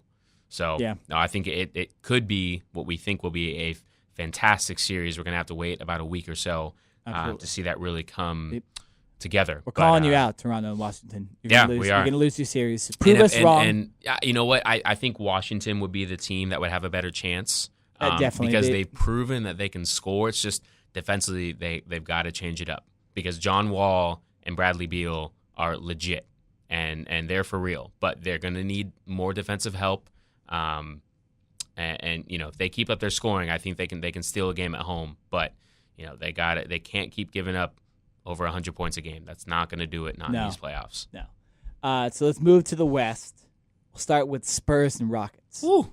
And wow, Game 1, extremely surprising. I'll let you take your first take first on the Spurs and Rockets initial start to the series. Yeah, I would. I don't know. Did the Spurs not know that they had a game? Because I don't think they down. did. They were down by 30 at one point at home. They wasted a lot of fans' money. That does not happen to the Greg Popovich Spurs teams. I think this series is going 7. Now, I will say this. Houston made 22 3-pointers in that first game. Houston's a 3-point shooting team. They ain't going to be making 22 this next game. I guarantee you that. I think the Spurs are going to come back, bounce back. I don't see a blowout, but I do think the Spurs will win Game 2 and kind of get back on track and show that first game was somewhat of a fluke. Houston surprisingly was playing very good defense for the most of the game, which you don't really say about a Mike D'Antoni coach team. But I think it was just one of those games where everything was clicking for Houston. And obviously James Harden, top MVP candidate, he was leading the way. And I think Houston, will be in this game too for most of it, but I think the Spurs are going to be able to pull it out and even the series at 1. But to me, this is probably the best series to watch, in my opinion, out of the 4 series left over. And I really hope it does go 7 games because I think both of these teams can just put on a show. Well, no, I agree with you. And I this is another little hot take about the Spurs. The Spurs, for the first time in a while, I don't have as much faith in. If Houston's on, Spurs aren't beating them, in my opinion, because I think they're relying way too much on Kawhi Leonard. It's the first time in a while that I've seen the Spurs ISO as much as they have with Kawhi. Yeah, and you just look at the last couple games, and even they shouldn't have lost 2 games in Memphis. I know Memphis is good, but you're the Spurs. You won 61 games. What are you doing losing to a 7 seed twice? So that automatically put my suspicions up. Then they come out against Houston and are losing by 40 at one point. So, and you look at the stats, right? So Kawhi Leonard, 21 points, obviously the scoring leader. And then you have Tony Parker, 11, but only 3 assists. So you're starting point guard. Where is he? What's he doing? This reminds me of what we did to the Grizzlies. Where are the starters? Pau Gasol, 22 minutes, 6 points. Nice. Patty Mills, 7 points off the bench, minus 20. And then my favorite, LaMarcus Aldridge, 25 minutes, 4 points, and a minus 36 rating. Yeah, that ain't going to get it done. No. So the Spurs need the other guys to help Kawhi Leonard because he cannot do it himself, and this proves it. Because Houston is a legit team. They can beat the Spurs. It needs to be Aldridge because I think he I think he being in the low post, and obviously he's got that nice mid-range jumper, but him working in the low post would, I think, slow the Houston Rockets game down because the Rockets want to get up and down. Now, whether they're getting fast break layups or whether they're getting fast break threes, they want to go run up in pace, and the Spurs want the game to be more controlled, more half-court running offense. So for the Spurs, I think they need to not necessarily take quick threes or quick contested shots, slow the game down a little bit, give it in the low post to LaMarcus Aldridge, and he's got to be more of a factor. The guy's getting paid. He got almost a max contract from the Spurs. He needs to show up more. Well, the problem is, though, he hasn't showed up like the entire playoffs. No. And that's why it's not like he can just turn on the switch or we're just be like, okay, played 2 bad games, now play better. No, he's like not been there almost the entire season for them. So I don't know. I just think this is not the Spurs year. And I think the Rockets are going to win the series. I agree it could go to 7, but if the Rockets are on, which they've been the entire season, so I don't know why they would just all of a sudden not play well. The Rockets are very hard to beat. And I would even say they would have a very good chance against Golden State if they play like the way they played against the Spurs the other day. If they play like that that would be... You'd beat everybody. You'd win the championship. Oh, yeah. So, I don't know, this makes it very interesting in the West, and it's great for the NBA because we're talking about now we're going to probably have a good Eastern Conference Finals. Both teams could win. Now we're looking at the Western Conference Finals where now 3 teams could potentially be in the NBA Finals. So it's great. But as far as the Spurs go, you need to help Kawhi Leonard or stop ISOing him so much. Give players another chance. You know, have a guy like Danny Green get more into the game. I know he's 3 for 10, and here's the other thing: missed 3 free throws too. 0 for 3 on free throws. How's a shooting guard 0 for 3 on 3 free throws? Can't he was happen. also minus 22 in the game. By the way, 8 points. Can't happen. Manu Ginobili, 8 points. They're not showing up, and they didn't show up against Memphis most of those games. And I just think get the ball at Kawhi Leonard's hands a little bit. These guys need to step up, just like we talked about with Memphis. LaMarcus Aldridge, step up. I don't care what's wrong with you. Step up. Pau Gasol, what's wrong with you? I know you're older, but let's go. And Tony Parker, that's the one that hits me because your starting point guard has been really good for a lot of years, not playing well. That's going to affect you too. So those guys definitely need to step up. All right, let's move on to the final series we'll talk about, and this will actually develop into a different discussion once we talk about who we think is going to win the series. But Golden State and Utah, the Utah Jazz, the Clippers failed again, so they let the Utah Jazz go into the second round. We will talk about the Clippers in a second, but we just want to start with talking about this series so far. Game 1 was last night, which is a Tuesday, because we're doing the show live. Golden State wins 106-94, but they were in control, and Utah didn't look very good. And it just doesn't look like Utah has any chance in this series. So it's like Golden State, again, they're playing a little bit like the Cavs. Like they were saying before the series, we wanted the Clippers to win that series because we wanted the better nightlife because we know we're going to kick their ass. So we wanted the better nightlife. So, dang, we got to play Utah now? Come on. So, if you're Utah, you hear that kind of stuff, and you're like, and you come out and perform like that? Yeah. I think this is just like the Cleveland-Toronto series. Saying, yeah. This series is over. It was over before it even, no matter what team. Yeah, I don't see, even if the Warriors don't come out and have their best night, I don't think the Jazz have the firepower to keep up with them. The Jazz did a fantastic job, first of all, taking that first series with the Clippers to Game 7, and I feel that their defensive scheme was better suit for that Clippers team because the Clippers weren't necessarily, even though they have Jamal Crawford and JJ Redick, they weren't necessarily like the 3-point specialists like the Warriors are. I felt that their defense was better suited to play the Clippers, but against the Warriors that play more small ball and they like to get up and down, I don't think that suits the Jazz as well. No. I think the Jazz are one of those teams that also likes to run a little more half-court offense. And yeah, it's that first game, it did not look good. Even though it wasn't necessarily a blowout like it could have been, I mean, the Warriors were in control from the tip, and I think that's going to be how it's going to be the rest of this series. I will say going to Utah is not an easy place to play for anyone.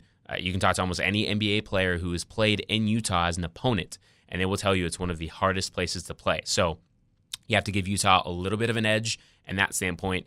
And, I can maybe see them squeaking out one game. I don't think there's ever going to be a game in this series where Utah is just completely dominant. The way that the Warriors shoot, as long as they're on point, they're always going to make it tough for Utah. So I maybe see Utah getting one game, but I wouldn't even bet on that. No. I could see a sweep. The problem is Utah has to play perfect to win. They could have played imperfectly and beat the Clippers. They did a couple games. But not Golden State. Golden State is they were the defending champion 2 years ago. They were in the championship last year, lost in the last couple minutes of the game. And they won 73 freaking games last year. Like, you have to play perfect. And and then they had Durant. But they got to play perfect, and you're right. Again, this is another series that max goes 5 games. Golden State will win. And they'll play either Houston or San Antonio. But so let's move on to a far more interesting topic than that series. Is the fact that the Clippers lost and failed again in the playoffs and lost in the first round. I told you. So I know. I told you. I didn't necessarily say they were good. I thought they'd win the series. There's, you have the excuse of Blake Griffin, but I know we want to discuss because I know you're not high on the Clippers, but I want to look over what we think is going to happen in the offseason. Because I think we have two differentiating opinions on this. So I'll start. Everyone's talked about pretty much the entire season. Blake Griffin, Chris Paul are free agents this year.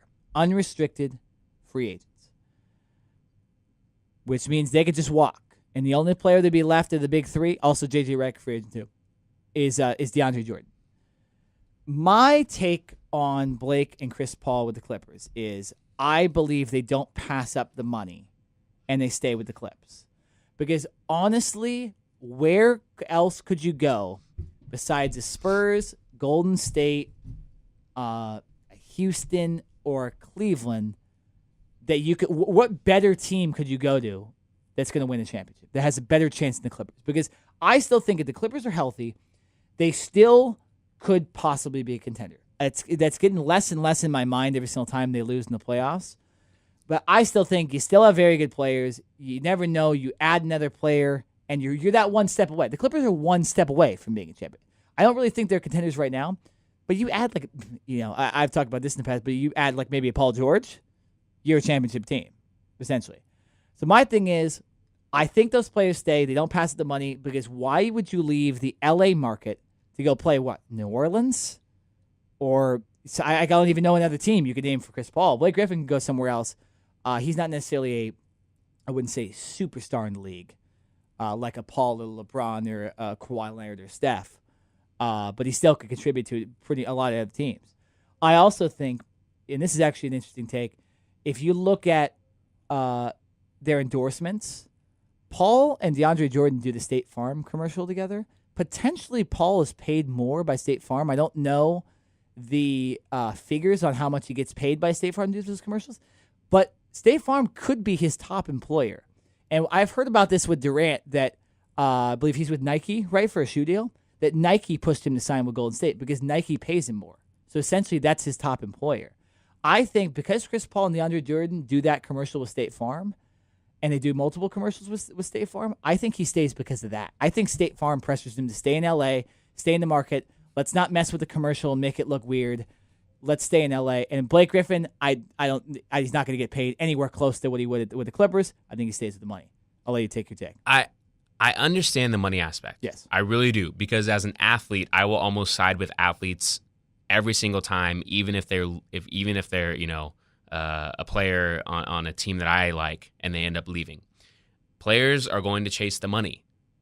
Athletes and professional athletes only have so many years, before they have to retire. Father Time has never lost. So, when a player wants to go and chase the money and get more money, I can never fault them for that. My thing with the Clippers is, how long has this core team been together? 5 years, 6 years? I believe ever since 2011. Okay. Have they gotten out of the second round of the playoffs? No. Okay. this isn't like a 1-year sample or a 2-year sample of a team that is still putting it together. I understand that Blake Griffin's still relatively young, but he can't stay healthy. DeAndre Jordan is still young. Chris Paul isn't a young pup anymore. Now, I think he's got one more max contract in that. Yeah, I think he's got, another great 2 to 3 years in him, and then I think he's going to start to decline. But this team has proven over 4 or 5 years that, in the regular season, they're fantastic. And on paper, they should be in the championship every single year because they have stars. And even their bench is good. When you have Jamal Crawford, the sixth man of the year, you got J.J. Redick, you have Paul Pierce they have the talent. For some reason, I don't know why, they can't put it together. Doc Rivers and this team cannot put it together. And they've proven that over the 5, 6, 7 year span. So my thing is, eventually, I'm not saying you have to blow it up and completely start from scratch, but after a while, you have to change something. At least one of these players has to go. In my opinion, I think it is Blake Griffin, because I think that you'll be able to get the most from him in return. But I would not be surprised if Chris Paul ends up leaving. Now, you make a fantastic point about the State Farm commercial and everything. And no, you are right. And it's something that I'm not sure that people know about, but a lot of athletes, bigger time athletes and stars and superstars, their endorsement deals with whoever it is way bigger than their contracts. Are way bigger than their actual sport contracts are. Now, obviously, they're making hand over fist and they're making millions of dollars either way. But no, you're right. One of the reasons that Kevin Durant potentially went to Golden State was because of Nike, and they were pushing him to go there. That makes total sense. So could that play a factor? Yes. But at a certain point, if you're a player, and Chris Paul has never gotten out of the second round of the playoffs in his career, whether he with the Clippers or when he was with the Hornets. So at what point do you say, okay, I've made enough money, I only have X amount of years left. This isn't about the money anymore. This is about me winning. So, okay, maybe he has the best chance to win with LA, with the Clippers, but they have to change something. They can't continue to have the same core, the same nucleus, and think that they're going to win. Well, and that's my thing. So that's what a lot of people say, is that the Clippers, they just can't get out of the second round. I agree with that. I don't really know what's wrong with it also. But here's the thing. How many other teams have gotten to the finals last couple of years in the West? There's only been a select few of teams that have got to the finals, and even a select few of teams that have gotten to the conference finals, right? So my issue with it is that everyone talks about Clippers can't get past the second round. Well, who else would if Chris Paul went somewhere else? Where else would he go to get past the second round? Because I just don't think that there's anywhere else he could go right now, and he wouldn't earn as much money, not even close. He'd earn $70 million less of a contract than he would if he stayed with the Clippers. But where else is he going to go to get out of the second round, not even get a championship? I can't give you an answer for that, because every good team right now has a very good point guard. Houston. James Harden's a point guard.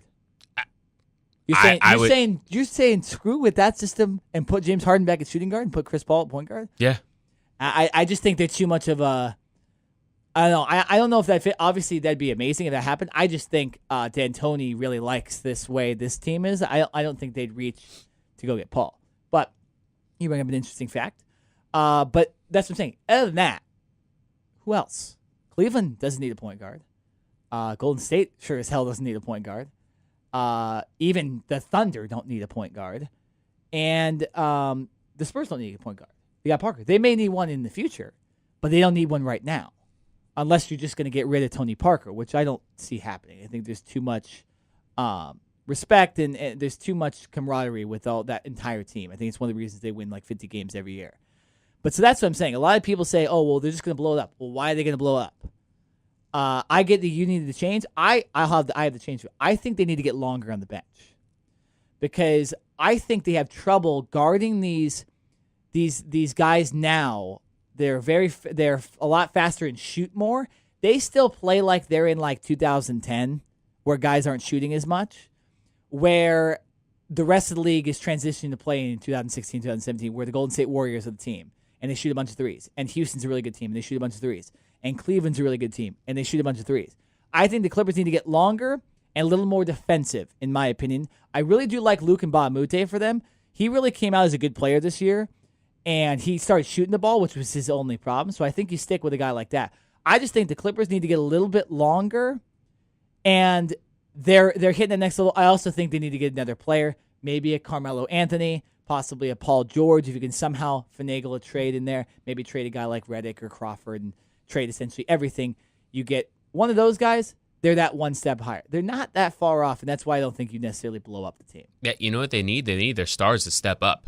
Well, true, but the other thing is people like to forget that the Clippers get injured every year, and that is a problem.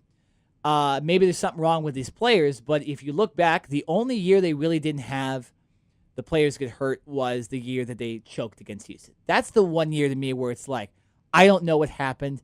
You guys had the team. You potentially could have even beat Golden State that year the way they were playing, and they screwed up. That's the only year, in my opinion, since they got all these big three, that they've really choked in the playoffs. The rest of the years have been caused by injury. So I just think there's no reason to blow the whole thing up, because then what are you going to do? You're going to be the Lakers? It's not. It can't happen. So I just think there's too much still on this roster where you can improve the bench, improve the secondary guys, and then maybe add a star.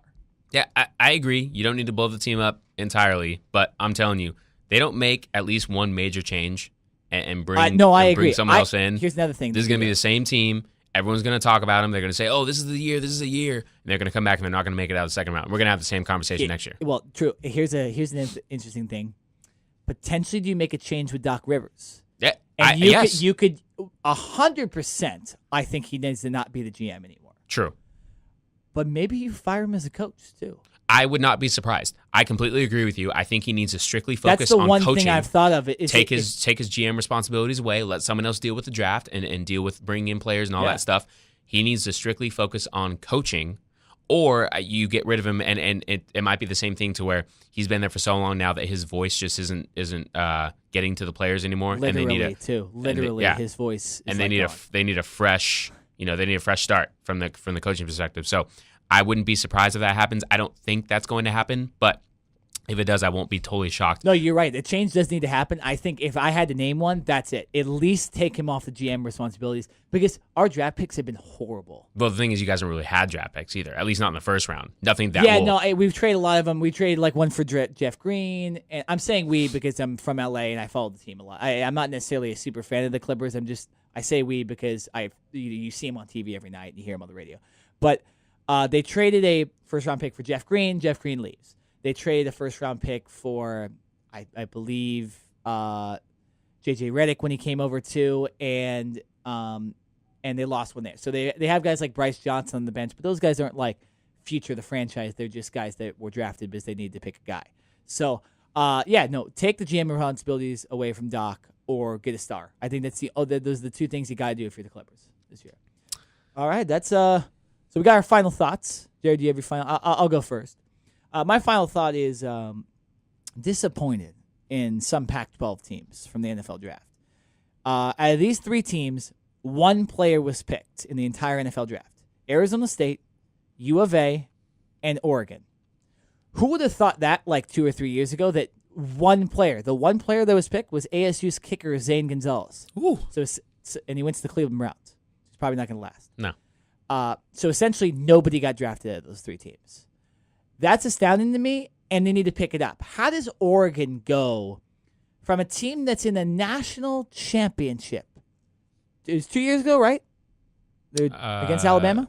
3 years ago. 3 years ago. To no draft picks in the NFL.